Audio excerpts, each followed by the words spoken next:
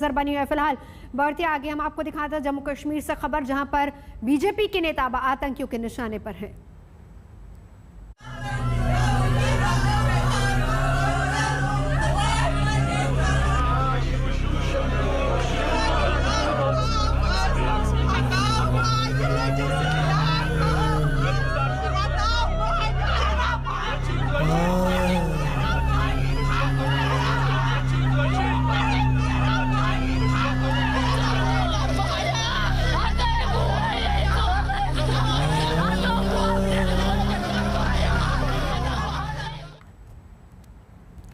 कश्मीर में क्या फिर से आतंकियों के निशाने पर बीजेपी के नेता हैं?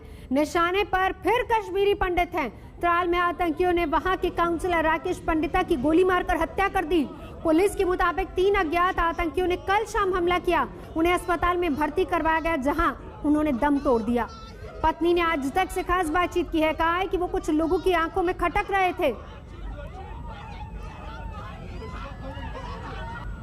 राकेश पंडिता जी और आपने दोनों ने बहुत हिम्मत का जो है काम लिया। आप कश्मीर घाटी गए, वो भी आतंकवादियों के गढ़ में आपने चुनाव लड़ा, जीत कर आए।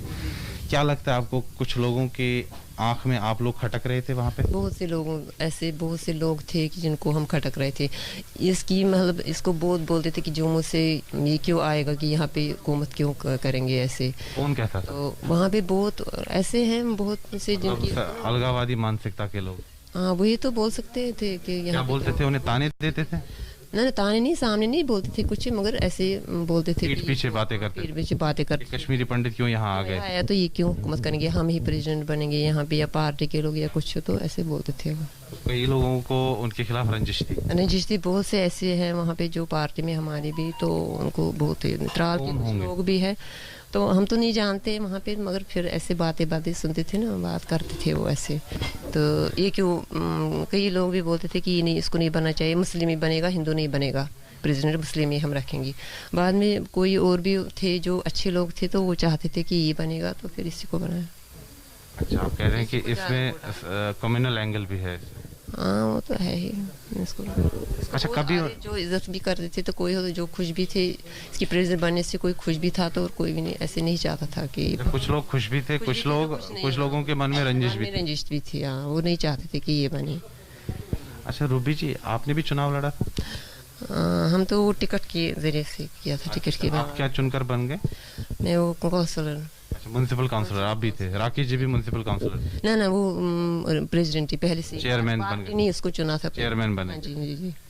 अच्छा, आपने भी बड़ी दलेरी का काम किया, आप भी चुनाव लड़े, जीत कर आए, तो क्या लगता है आपको, कश्मीरी पंडित समुदाय के लिए वहाँ माहौल रहने के लिए नहीं? ना, वहाँ पे ऐसा माहौल है ही नहीं। हमको लगता था वो खासकर त्राल में, वहाँ इतने न सारे हैं, वो पता नहीं चलता कि किसके दिल में, किसके मन में क्या चल रहा है, वो नहीं पता चलता। वहाँ के सारे ना, मुझे तो वहाँ के लोग अच्छे नहीं लगे। जब भी हम जाते थे वहाँ पे, उनको ना, जब हम खटकते थे, जब हम किसी के घर में भी जाते थे, वो ऐसे ना, पूरा त्राल ही ऐसा है। अच्छा, आप कह रहे हैं कि वहाँ आतंकवादियों का गढ़ है? हाँ, वहाँ गढ़ है बहुत। वहाँ पे बहुत लोग तो अच्छे भी होंगे जो काफी जगहों पे भी है, मगर वहाँ ज्यादा है।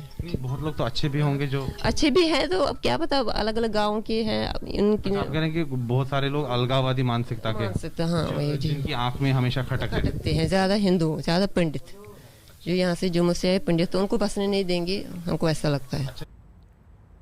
और इस वक्त राकेश पंडिता के बेटे पारस पंडिता हमारे साथ हैं। पारस, आज तक पर आपका स्वागत है। सबसे पहले तो हम शोक प्रकट करते हैं, जो कुछ भी हुआ आपके पिता के साथ गलत है। अभी हमारे सहयोगी आपकी माताजी से बात कर रहे थे, उन्होंने बताया कि स्थितियां ठीक नहीं हैं। खतरा क्या पहले से था, इस बात का अंदेशा आपको था? जी नहीं, मेरे पापा ने कभी बताया नहीं था कि उनको कोई थ्रेट्स आए थे। कल ही पता चला कि उनकी डेथ हुई है। किस तरह का माहौल था जब आपके पिताजी वहां जाया करते थे? आपकी अक्सर बात होती होगी, क्या वो बताते थे वहां की परिस्थितियां किस तरह की हैं? क्योंकि आपकी माताजी ये भी बता रही कि कुछ लोगों की नज़र में वो खटका करते थे, तो कौन लोग थे, किस तरह का माहौल है वहां पर? मुझे उसकी नॉलेज नहीं, मुझे वो नहीं बताते थे कि वहाँ क्या कुछ हो रहा है, तो उस बारे में मुझे नॉलेज नहीं है। अगर आप हमें बता पाएं कश्मीर में क्या स्थितियां बदल रही हैं या बदली हैं, माहौल कुछ बदला है? क्योंकि लगातार आतंकियों को तो सुरक्षा बल निशाना बना ही रहे हैं, आतंक का सफाया करने की कोशिश लगातार सुरक्षा बलों से हो रही है। आपको लगता है कि परिस्थितियां बदल रही हैं वहां पर? नहीं, मुझे नहीं लगता कि परिस्थितियां बदल रही, क्योंकि अगर बदली होती मेरे पापा भी जिंदा होते। सिचुएशन सेम है, अभी भी डेथ्स हो रही हैं, अभी भी फैमिली जट रही हैं, सब सेम है। क्या क्या हुआ था लास्ट मोमेंट जब आपके पिताजी से बात हुई? तो क्या बात हुई थी लास्ट मोमेंट पे?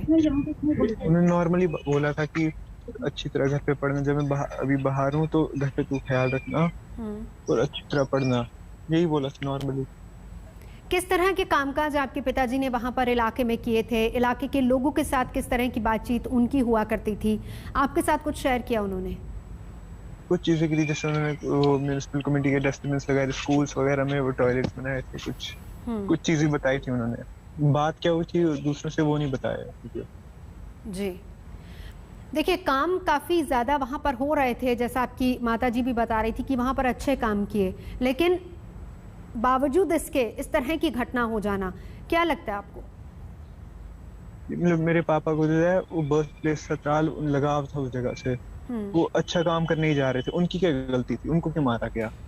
भाईचारे के लिए गए थे, कोई गलत काम करने नहीं गए थे, उनको क्यों मारा गया? बिल्कुल, यही पूछना चाहूंगा। देखिए, बहुत शुक्रिया हमसे बात करने के लिए। पारस पंडिता जिनसे हम बात कर रहे थे, राकेश पंडिता के बेटे, जिन्होंने कहा कि हालात किस तरीके के हैं वहां पर और परिस्थितियां वहां पर कैसी हैं। सेना प्रमुख जनरल नरवणे श्रीनगर में थे और उन्होंने सीधे पाकिस्तान को अब खबरदार किया है कि आतंक अब बर्दाश्त नहीं होगा।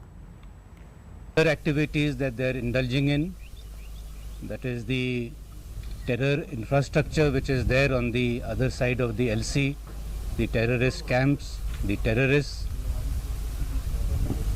and that continues, and therefore there can be no slackening as far as we are concerned in our levels of preparedness or alertness. As far as the other question you asked regarding trust,